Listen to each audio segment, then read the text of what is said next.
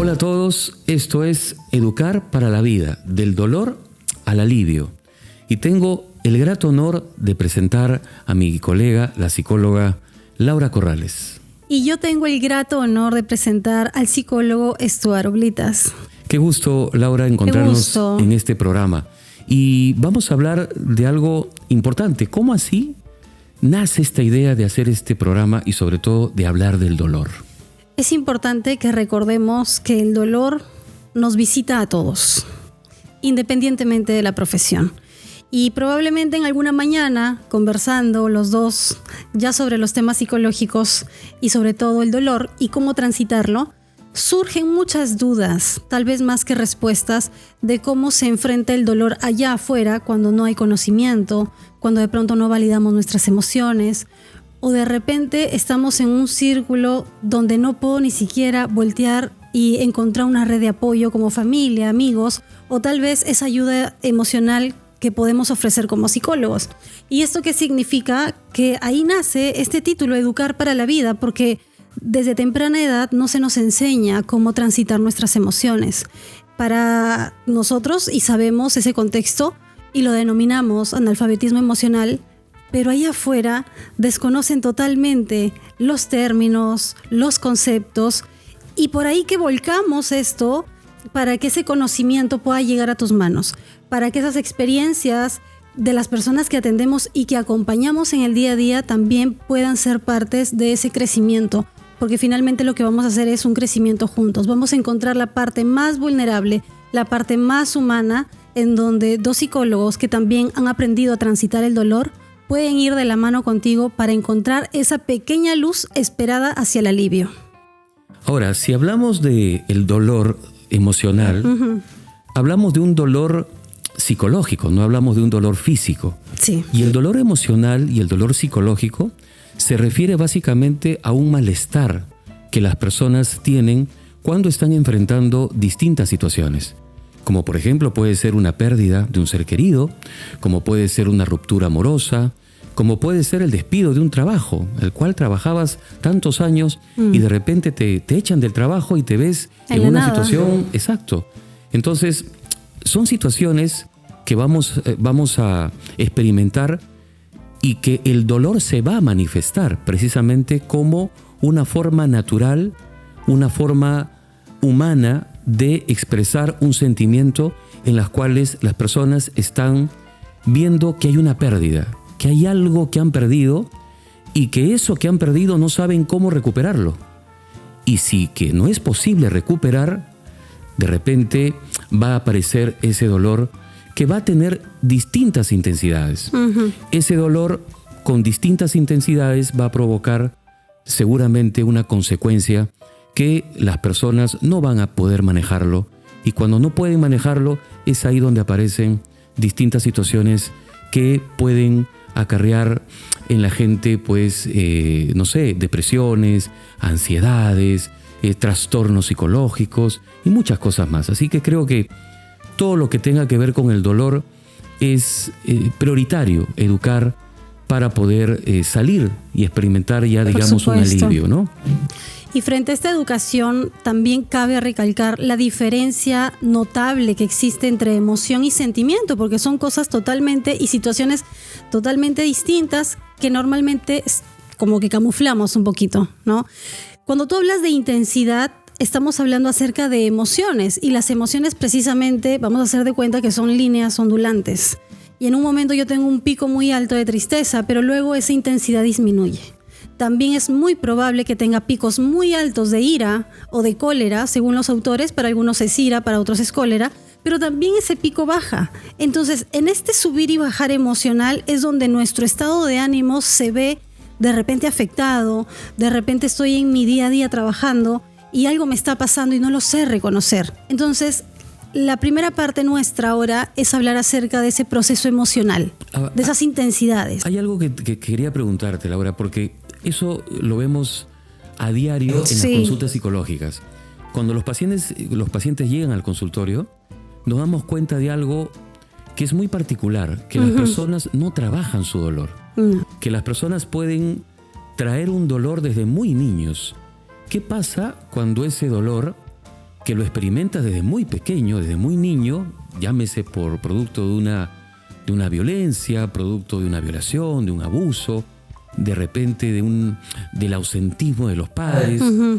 ¿Qué pasa cuando ese dolor no es trabajado y se queda en la persona? Me encanta. Y pasa mucho Me tiempo encanta ese y se hace concepto. adulto, ¿no? Me encanta ese concepto porque vamos a darle paso ahora sí al sentimiento que se le denomina sentimiento característico atrapado en el tiempo, que no es lo mismo que la emoción. El sentimiento es lo que a mí me deja la emoción que experimenté. Ejemplo, si yo pasé por una pérdida o un vacío muy fuerte, probablemente dentro de esta escala de nivel de dolor y de tristeza, se quedó conmigo y me acompañó por mucho tiempo y probablemente, como tú dices, tantos años desde la niñez hasta la vida adulta, el vacío, la soledad, la nostalgia o inclusive la añoranza. Y se dice que añorar duele. Claro, porque tú añoras lo que ya pasó y lo que hoy en día no puedes contemplar como cierto, como única verdad. Entonces ahí es donde nosotros empezamos a hacer este trabajo ya de una forma introspectiva, reflexiva, y entendemos algo. Solo el 5% de lo que las personas te están hablando acerca de su realidad es la parte consciente. Pero ¿dónde está nuestro trabajo en el 95%, que es el inconsciente? Hay que decirle también al público que muchas de las enfermedades, por ejemplo, que pueden estar pasando hoy, son debidas a emociones negativas, emociones que no han trabajado, dolores que no han trabajado en el tiempo, producto de situaciones y adversidades que han pasado. Cierto. O sea, eso significa que las emociones que no se trabajan se pueden convertir en síntomas físicos, en enfermedades. Y eso es muy importante tratarlo, porque cuando nos visitan personas que están padeciendo de enfermedades como una diabetes, un problema al corazón, hipertensión o de repente psoriasis, que me llegó una paciente que tenía psoriasis, y así significa que estas emociones dolorosas, estas emociones negativas, vamos a llamarlas, que no se han trabajado en el tiempo, se van a convertir en respuestas psicosomáticas. Sí. O sea, significa entonces la importancia que tiene del manejo del dolor para que mañana podamos evitar el que aparezcan enfermedades en todas las personas, ¿verdad? Y aquí vamos a ahondar un poquito porque cada emoción tiene un sistema fisiológico involuntario en el ser humano. ¿Esto qué significa? Que cada emoción que me visita se siente diferente. Mi cuerpo experimenta cosas distintas, pero también mi pensamiento me lleva a otros escenarios dependiendo de la emoción. Entonces, cabe resaltar ahora cuáles son las emociones básicas, porque nuevamente hay personas que te hablan acerca de emoción y sentimiento como si fueran lo mismo, pero no. Existen 6 emociones básicas en el ser humano, como por ejemplo la felicidad. Y hay que preguntarnos, ¿yo siento felicidad para qué? ¿Cuál es la función que cumple la felicidad cuando llega a mi vida? Solo y exclusivamente darte satisfacción en cualquier ámbito de tu vida. Es mentira cuando alguien viene y te dice, ay, es que yo estoy llorando porque estoy feliz. No, eso no ocurre. Eso se llama analfabetismo emocional, porque uno llora porque hay algo que te genera mucha tristeza, pero está camuflándose precisamente con la felicidad o el evento.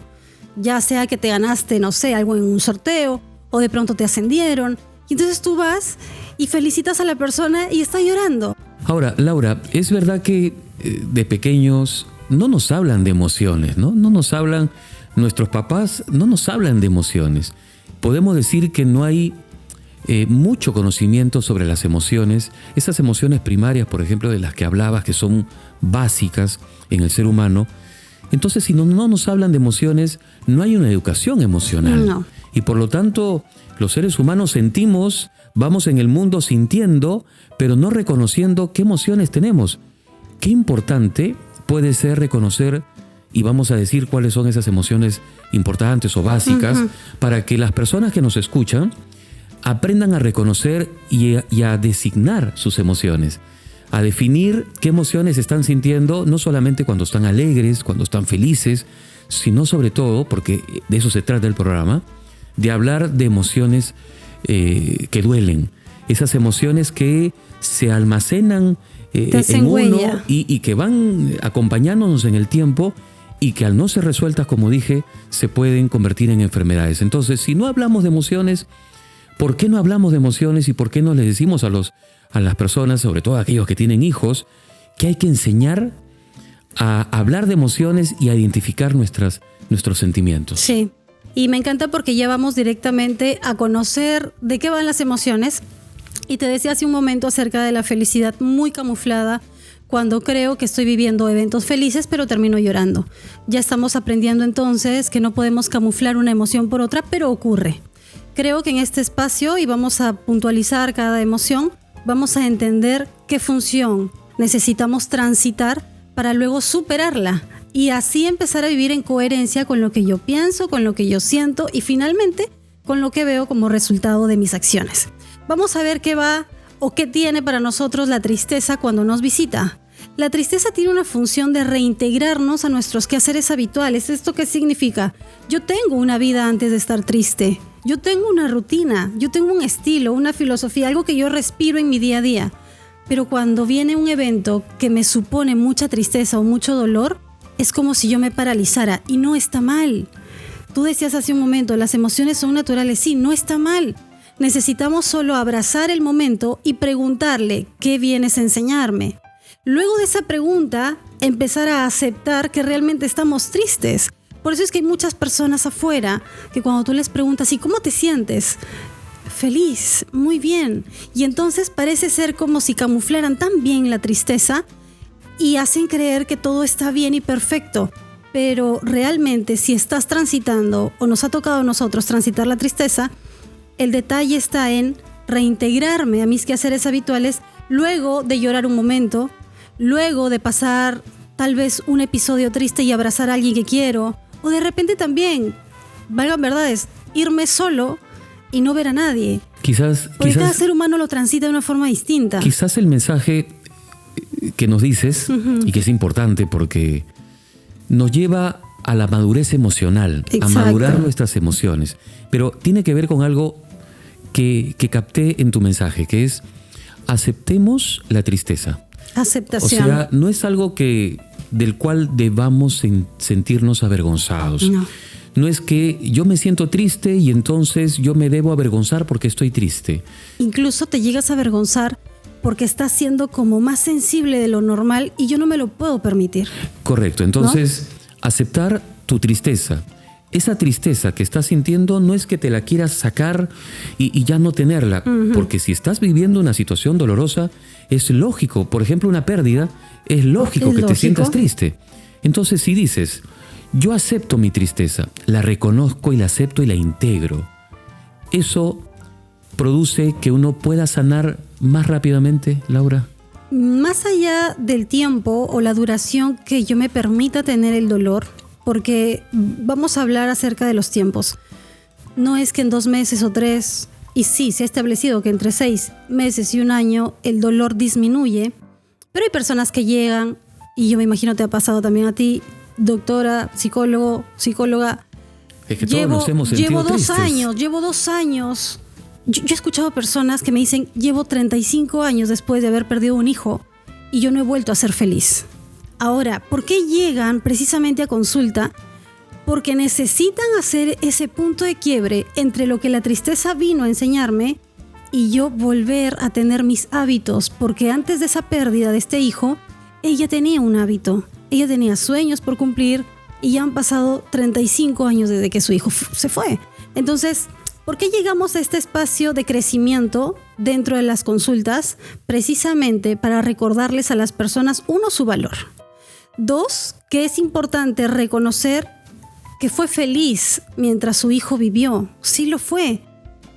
Y cuando yo entiendo que la función es reintegrarme a mis quehaceres habituales, pues yo tengo que hacer una lista, y ahí viene una primera herramienta, una lista de aquellas cosas que me proporcionan felicidad, que me proporcionan bienestar. Tú puedes decir, pero es que no se me ocurre nada. Yo escucho muchas veces en consulta, Laura, es que no se me ocurre nada. Y entonces empiezas a jugar con los sentidos. ¿Te gusta algo salado o te gusta algo dulce? ¿Te gusta una ducha de agua fría o de agua tibia? Entonces empieza con las cosas más cotidianas y básicas que encuentras para que vuelvas a reconectar con tu esencia, porque en realidad las pérdidas son eso. Perdemos lo que está afuera nuestro, pero lo importante es que reconstruyamos lo que todavía tenemos. Nuestra esencia, ¿no? Y es nuestra esencia. Nuestra esencia. Ahora, habrá que decirle también al público Laura, en reconocer que la tristeza es distinto a la depresión. Porque mucha gente confunde y dice, no, yo estoy deprimido. Y lo que está experimentando es una tristeza, que es muy distinta a una depresión, porque hay una diferencia grande entre lo que significa estar triste y estar deprimido. Estamos hablando específicamente de la tristeza y ya hablaremos seguramente en otro programa sobre la depresión. Pero la tristeza integra. La tristeza tiene un significado. Por lo que dices, tiene un significado y tiene un significado para aprender a vivir mejor. Porque eso es el significado de lo que sientes cuando tú estás pasando por un momento muy doloroso, y esa emoción que se expresa como tristeza es una emoción natural, pero es una emoción que integra entre lo que estás perdiendo y entre lo que tú vas a ganar, entre lo que va a venir después cuando tú experimentes ya un estado de bienestar, habiendo superado ese momento doloroso, y que te da la posibilidad de poder disfrutar de lo que vas a conseguir después. O sea, podemos estar tristes, pero la idea es que en algún momento podamos también ir saliendo de esa tristeza a partir de todas las herramientas que uno pueda disponer y que nosotros seguramente en el programa vamos a irles dando para que salten, ¿no?, de la tristeza a ese bienestar, a esa sensación de tranquilidad, de control o de manejo de la situación que está viviendo. Y ahora, ¿cómo reconocer si solamente estoy triste o realmente estoy en un cuadro clínico de depresión? Lo reconocemos cuando pasan 2 semanas consecutivas o más en el mismo estado emocional. Si yo me doy cuenta que no estoy haciendo las mismas cosas de antes, si yo me doy cuenta que ya no tengo el mismo apetito de antes o incluso tengo atracones de comida, si me estoy dando cuenta que ya no quiero los mismos círculos sociales, o de pronto me doy cuenta que lo que me parecía placentero ya no es lo mismo, y ya voy dándome cuenta que tampoco quiero bañarme, tampoco quiero asearme, no quiero realmente mi día a día, y ya pasaron 2 semanas o más, estamos hablando de un cuadro clínico depresivo. ¿Por qué? Porque nuestro cerebro funciona a través de químicos y es importante acudir en ese momento a los especialistas. Esa diferencia que tú haces es necesaria para que las personas no confundan y no mezclen esta idea de que el estar triste es estar deprimido o deprimida. El estar triste es distinto, se siente distinta, la intensidad es distinto, el tiempo es distinto. Estamos expresando una tristeza que hay que sentirla, hay que aceptarla. Ahora, otra manifestación también cuando hay dolor es, por ejemplo, la rabia. Cuando la persona experimenta no solamente la tristeza porque algo que tenía ya no lo tiene, porque algo que quería no lo puede tener, y esa tristeza de no tener eso que tanto quiere, que tanto deseaba, también se puede convertir en rabia. Y una emoción como la rabia es una manifestación de una molestia que la persona tiene respecto a algo que no puede tener o algo que ha perdido. Si, por ejemplo, hemos tenido algo que hemos apreciado mucho y de repente ya no lo teníamos y generamos una molestia con la vida, con el mundo, hasta incluso a veces con Dios, porque rabiamos, nos resentimos por aquello que perdemos, por aquello que se convierte en un desafío y que ya no lo puedes y que ya no puedes manejarlo por el sentimiento del dolor que tienes y la rabia que tienes y el resentimiento que generas. Y por lo tanto, el resentimiento y la rabia también son manifestaciones que debemos indicarles al público cómo manejarlas para que primero las integremos a nosotros y podamos resolverlas. ¿Qué nos dice? Claro, ¿qué sucede con la ira o con la rabia? Según los autores, el término puede variar. Cuando llega a mí y al tener un componente fisiológico e involuntario, casi siempre se aloja en los puños, casi siempre se aloja en el cuello y casi siempre se aloja en las facciones del entrecejo. Por eso cuando alguien está molesto suele hacer esto, tener mucha fuerza en los brazos y hasta querer golpear cosas. Entonces, si yo voy entendiendo que la rabia o la ira viene a visitarme para autodefenderme, yo lo último que voy a hacer es golpear. Yo lo último que voy a hacer es hablar. Entonces, ¿por qué es importante precisamente hablar de la ira? Porque si yo entiendo que vino a visitarme, yo necesito decirle al otro, espera, necesito tomarme un tiempo, porque si no me voy a lastimar yo. No se trata de los demás. Las emociones no son de aquí para afuera, son de aquí para adentro, es decir, entre lo que yo estoy pensando frente al momento, pero también lo que me está hiriendo de mí mismo. Entonces, cuando yo digo, espera un momento, necesito correr hacia el lado, se podría decir como una pequeña isla o como una pequeña lista de la calma, para poder autogestionarme y autodefenderme.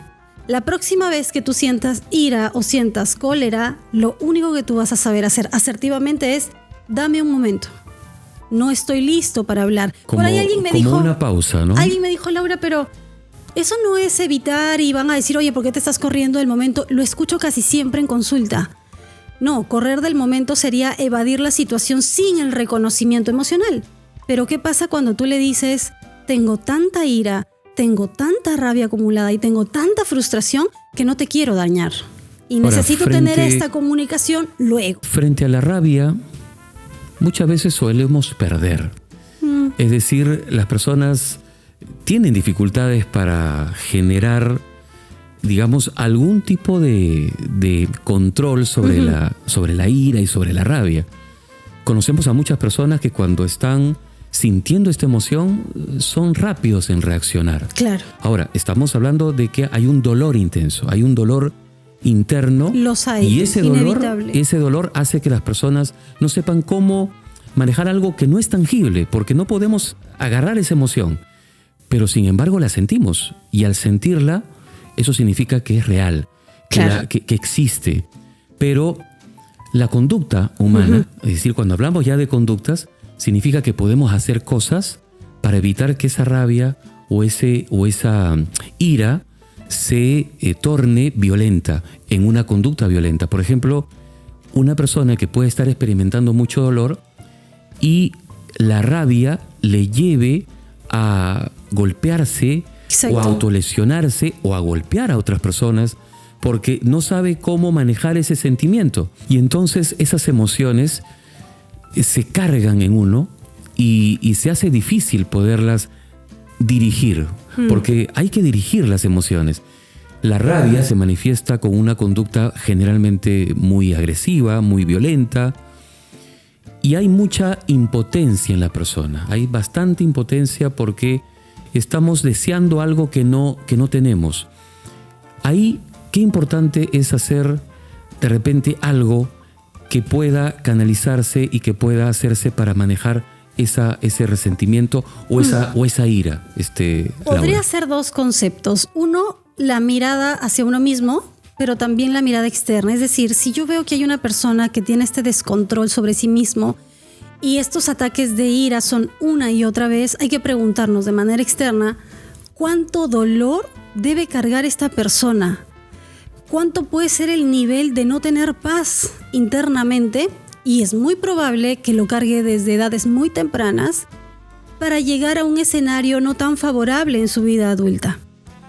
La otra situación es, si yo veo que 1, 2, 3 veces no tengo el manejo precisamente de esta emoción, necesito llevar un tratamiento psicológico, una consulta psicológica, una asesoría o, en el mejor de los casos, tener una red de apoyo que puede ser la familia o los amigos. Pero personas que hayan conseguido algo en su vida, yo pueda ver el resultado. Y no hablo de cosas materiales, sino haber conseguido un estado de quietud, un estado de calma para que te puedan ayudar a transitar ese dolor. Porque finalmente, ¿qué es la ira? Es el evento que surge de situaciones injustas. Y esto nos tiene que llevar a algo importante. Todo lo que me parece injusto en la vida, a mí me va a llevar a ese cuadro de ira. Pregúntate entonces, ¿qué fue aquello injusto que en edades tempranas te tocó vivir? Y te lo has repetido una y otra vez. Son como esquemas. Patrones de pensamiento, exactamente. ¿no? Ahora, claro, digamos un esquema, por ejemplo, yo debería tener eso. Exacto. O a mí no me debió pasar eso. Entonces, uy, qué lindo. Ya hablamos de una expectativa rígida. Y Sí. cuando hablamos de una expectativa rígida, decimos que si eso no nos debe pasar y nos pasa, se convierte esa emoción en ira, ¿verdad? Me gusta cuando dices a mí no, porque esto es algo que casi siempre el ser humano se repite. ¿Por qué a mí? ¿Por qué he tenido que sufrir? ¿Por qué una y otra vez? ¿Por qué a mí? Cuando nosotros nos mantenemos en el estado de ¿por qué a mí?, me estoy manteniendo en un estado de victimización, de justificación, y probablemente voy a excusarme en mi vida frente a lo que a mí la vida me sorprende de esa forma, a mí la vida me trata de forma injusta, ¿por qué a mí? Pero ¿cómo hago yo frente a esta pregunta que todo el tiempo me hace bulla en mi interior? Cambiando la pregunta, porque nuestro inconsciente manifiesta nuestra realidad. Si tú estás viviendo una realidad que no te gusta, pregúntate, ¿y por qué no? ¿Y por qué no me va a llevar a un escenario más conciliador conmigo mismo? ¿Y por qué no para aprender? ¿Y por qué no para madurar? ¿Y por qué no para crecer? ¿Y por qué no para aprender de mis emociones? ¿Y por qué no para realmente ya no vivir a sobresaltos de la emoción de la ira, sino por el contrario? ¿Y por qué no transitar por primera vez el camino de la calma? Y ahí viene nuestro tema, del dolor hacia el alivio. Entonces, ¿por qué a mí me hace estar en una posición muy soberbia? A mí no. A los demás sí, pero a mí no. Sí, porque pensamos que nosotros no deberíamos sufrir. Exacto. Porque pensamos que somos seres exclusivos, que no deberíamos estar experimentando una situación adversa y que todo lo que queremos se tiene que convertir en una realidad. Ahora, hace muchos años, y la gente lo debe de saber porque seguramente han leído ese libro, el famoso libro de la inteligencia emocional. Y esto trata de emociones, es decir, el psicólogo Daniel Goleman hablaba sobre el cómo manejas tus emociones y cómo te vuelves un ser inteligente frente al control de tus emociones, pero sobre todo, primero al reconocimiento de esas emociones que todos sentimos, porque tú y yo hemos pasado situaciones también difíciles y hemos aprendido a reconocer nuestro dolor. Y cuando hablamos de inteligencia emocional, es hablar de lo que podemos hacer para que toda situación de desafío, de adversidad, tú superándola puedas convertirte en una persona más óptima para vivir. Porque ¿de qué se trata la vida? Se trata, la vida para mí, te lo comparto, Laura, se lo comparto a todas las personas, es como un escenario en donde tú tienes que aprender a bailar. O sea, se trata de que aprendas a bailar. ¿Y qué significaría bailar? Significaría que frente a todas las situaciones que te van a pasar, y aquellas sobre todo que son duras, difíciles, tú tienes que aprender a manejar situaciones, sean de pérdidas físicas, sean de cosas que tú anhelas, deseas y no puedes tener, o sea, de creencias que tú traes desde muy pequeño y que te dijeron que tú no debes sufrir o que no debes experimentar situaciones injustas, como tú las decías. Y creo que esas creencias y esos esquemas no nos ayudan a poder enfrentar desafíos en la vida. Por eso es importante reconocer estos sesgos de pensamiento o patrones de pensamiento para poder hacerle frente entre lo que me toca vivir y lo que estoy pensando frente al evento. También es interesante, para poder llegar a este punto, sentarnos no en ese sillón de la soberbia de ¿por qué a mí?, sino estar en la silla del aprendiz y hacernos ciertos cuestionamientos, no sobre la perfección como tal, sino un cuestionamiento más válido hacia la excelencia de mi ser, hacia la excelencia de lo que estoy pensando y cómo puedo debatir. Ahora conocemos, hay teorías acerca de cómo debatir los pensamientos y yo creo que va a ser materia de poder desarrollar todo eso en un programa, porque es interesante cómo es que nuestros pensamientos están tan ligados con nuestras emociones que siempre van a caminar de la mano y nunca se van a soltar. Yo creo que una de las cosas que como misión tiene el programa, Laura, es despertar la conciencia de la gente. Sí. Despertar la conciencia de la gente para que entienda que no hay que tener vergüenza de sentir dolor, en primer lugar, y sobre todo de saber qué hacer con ese dolor.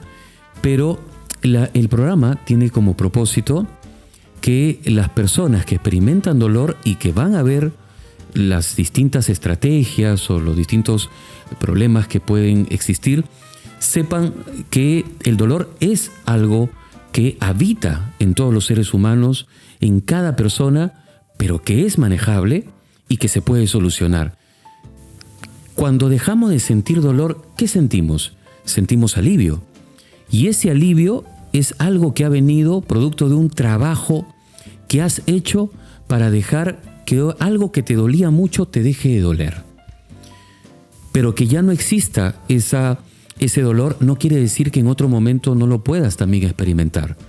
Porque pueden haber otras situaciones que te van a generar también rabia, dolor, tristeza, un golpe emocional que puede causarte una situación tan repentina, porque no solamente a veces los dolores vienen producto de situaciones que se han venido dando en el tiempo, también puedes verte tú ante situaciones muy repentinas, muy recientes y que te sorprenden, porque la vida te sorprende de un momento a otro y tú tienes que decir, hey, aquí estoy para resolverlas. Estoy sintiendo esta emoción, estoy sintiendo esta ira, estoy sintiendo este enojo, estoy sintiendo este malestar, estoy sintiendo esta tristeza, pero ya sé cómo la resuelvo. ¿Te parece si vamos dándole algunos tips, algunas sugerencias y recomendaciones a las personas para que sepan cómo manejar ese dolor cuando lo vienen experimentando de acuerdo a las emociones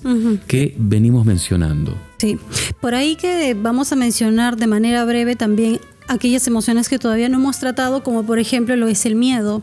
Entender que tiene una función y es la protección, que a diferencia del temor, el temor es algo propio de los niños o de la mente infantil. Entonces cuando llega un adulto a consulta y te dice, es que Laura, yo temo quedarme solo, es que yo temo, entonces estamos encontrando ahí una situación bien particular que nos puede permitir entender esto que estás transitando como el miedo y estás camuflando como temor, ¿es propio de tu vida adulta o precisamente viene de dolores o situaciones no resueltas de la infancia? Vamos a ver qué nos trae, por ejemplo, el disgusto. Y el disgusto tiene una función que se camufla muy bien con la ira. Cuando tú estás disgustado, tiene una connotación distinta, pero se siente casi, no con la intensidad, pero con esa frecuencia del malestar. Pero en realidad el disgusto llega a nuestra vida para hacernos una pregunta. ¿Me adapto o no me adapto a lo que me toca vivir? ¿Me adapto o no me adapto a mi realidad? Y entonces a partir de eso empezar a accionar. Y terminamos con el tema de la sorpresa. ¿Para qué nos visita la sorpresa? Para ayudarnos a explorar.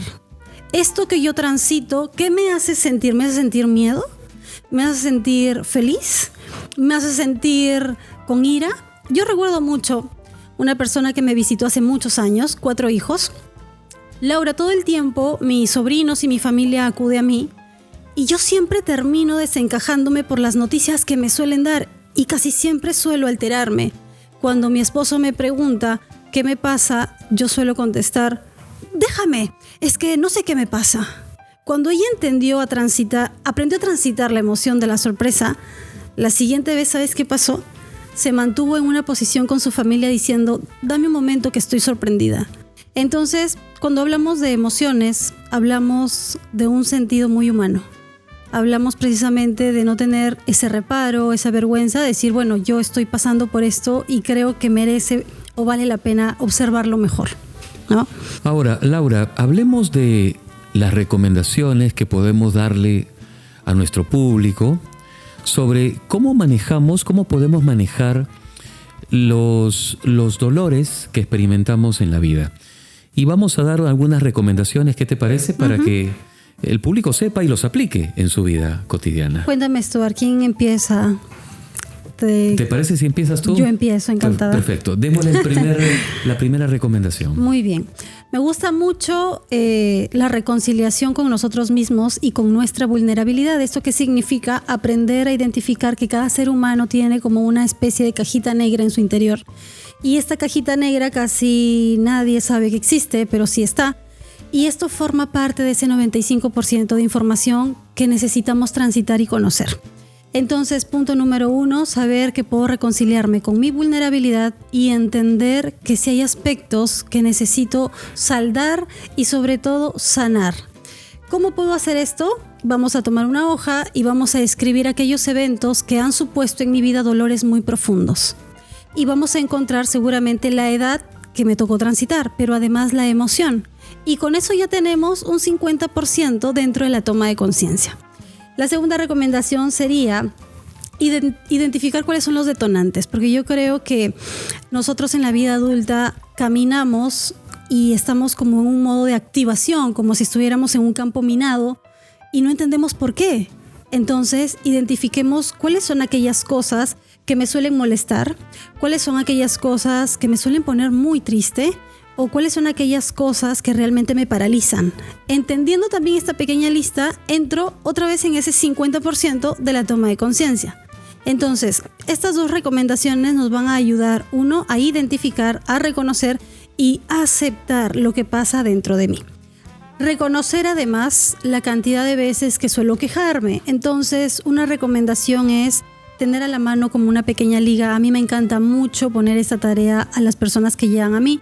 Y con esta liga tú vas a darte cuenta la cantidad de veces que te quejas. ¿Cómo?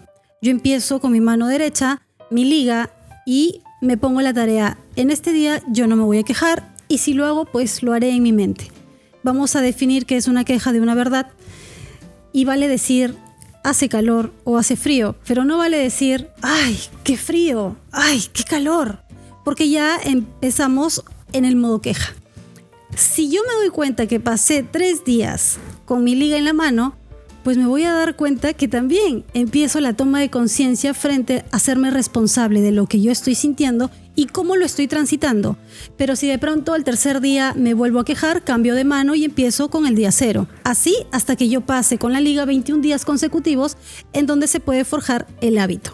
Y la última recomendación que me gustaría dejar es que hagamos nuestra lista de la calma y nuestra lista de la felicidad para hacer un reconocimiento. Si yo estoy triste, puedo tomar mi lista de la felicidad para poder potenciar lo mejor de mí. Aprendo a transitar mi tristeza y yo digo, ok, tengo muchas ganas de estar triste, tengo muchas ganas de llorar, son las 2 de la tarde y voy a llorar hasta las 3.